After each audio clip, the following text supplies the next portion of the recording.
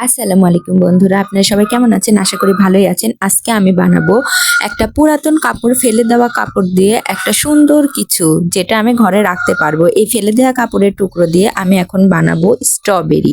তো প্রথমেই আমি 3 কোনা করে কাপড়টা কেটে নিচ্ছি। এরপর আমি এই কাপড়টা সুন্দর করে সেলাই করে নিব ও উপরের মাথাটা আমি অবশ্যই ফাঁকা রাখবো, যেখান দিয়ে আমি তুলো কিংবা অন্যান্য কাপড় রাখতে পারবো। এরপর আমি সেলাই করে নিয়ে এটা উল্টায় নিচ্ছি। এবার এই কাপড়গুলো, টুকরো টুকরো কাপড়গুলো এর মধ্যে নিয়ে নিয়েছি। যেহেতু আমার ঘরে তুলা নেই, তাই আমি এই কাপড়টাই ব্যবহার করেছি। এবার আমি সুন্দর করে মাথাটা ভেঙে নিব, সেলাই করে নিব। এরপর আমি এই স্ট্রবেরির যে পাতাটা, এই পাতাটা সুন্দর করে কেটে নিব। একদম চোখা চোখা করে কেটে নিয়েছি, যাতে দেখে মনে হয় এটা স্ট্রবেরির পাতা। তো এটা এখন আমি স্ট্রবেরির মাথায় সুন্দর করে আটকে দিব।